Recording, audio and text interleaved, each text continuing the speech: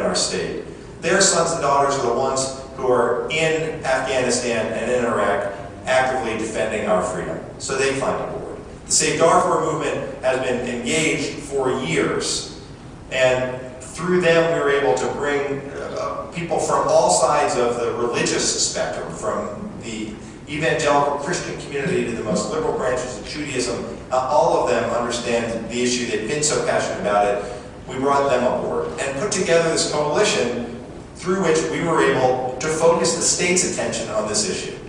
The legislation passed unanimously. We were able to, through this legislation, cause our state to divest more than $1 billion, in investments in companies that were helping Iran and Sudan directly.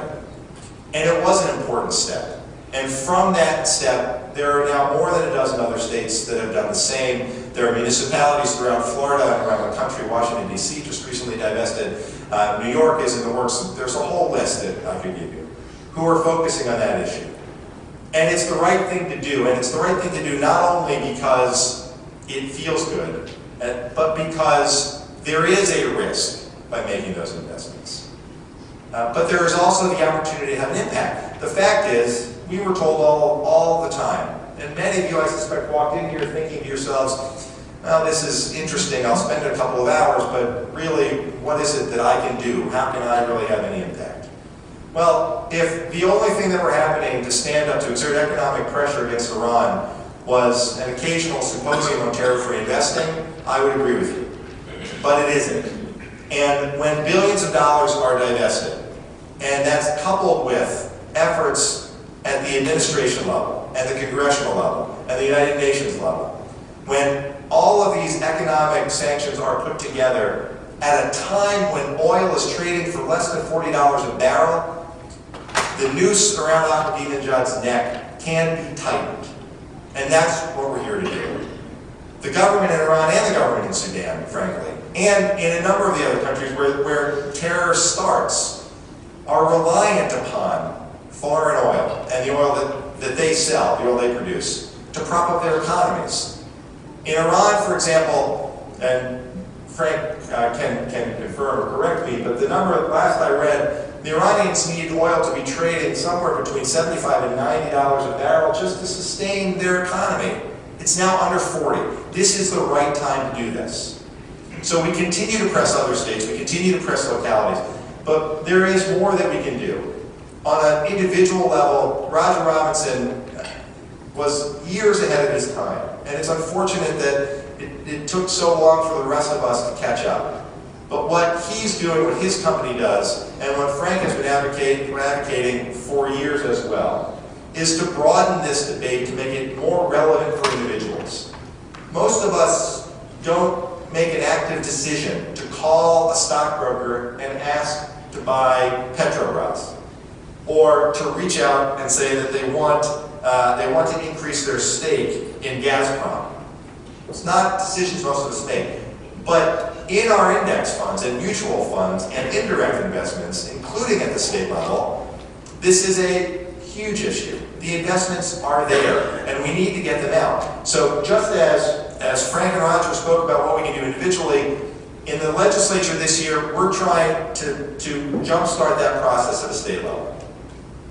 Just as the Protecting Florida's Investments Act required the state to sell every individual share that it owned, every direct holding in these companies that are helping to foster terror, helping to develop nuclear weapons in Iran and perpetrate genocide in Sudan.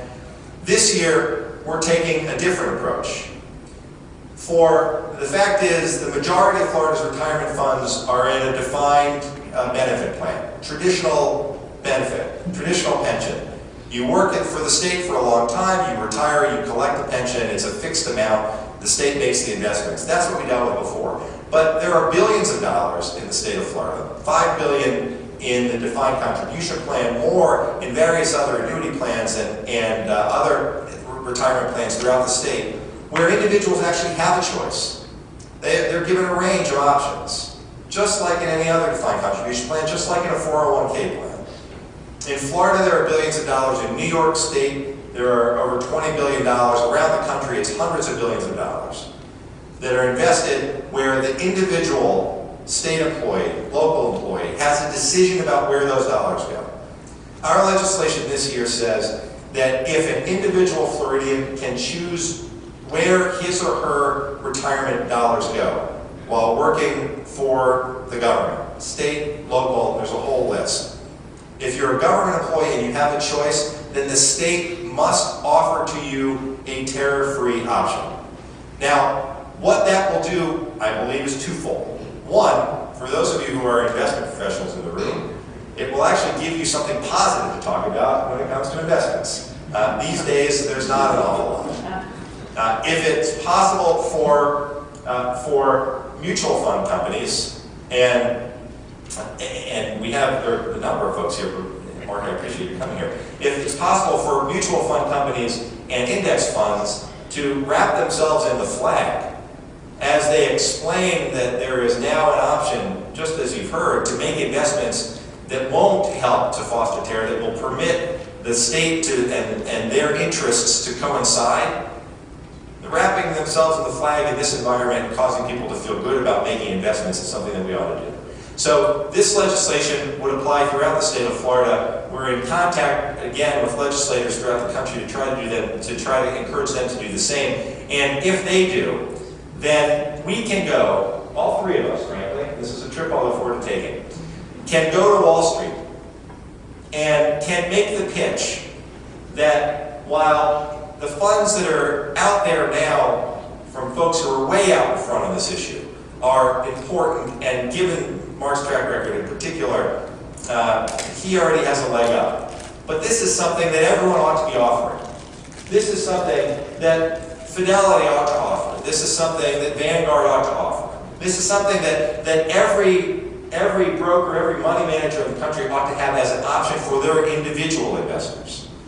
And by doing that, we will then add at this time, when time is so short, one additional layer, one additional means of economic pressure. That's what we're trying to do. You know, Frank Gaffney and I spoke before the legislation passed 2 years ago. And he expressed to me that while it was important to focus on Iran, that we needed to be broader, we needed to find some way to do that. I believed at the time that's what we needed to do to move this forward.